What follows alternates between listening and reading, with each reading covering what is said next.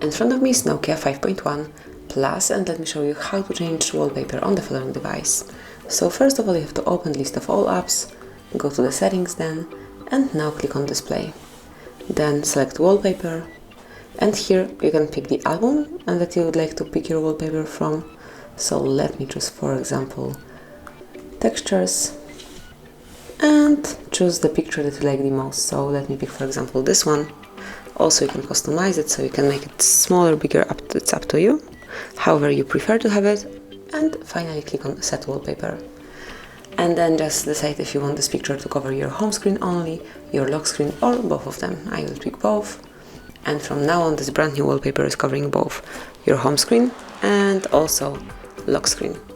And that would be all. This is it. Thank you for watching. Please subscribe our channel and leave the thumbs up.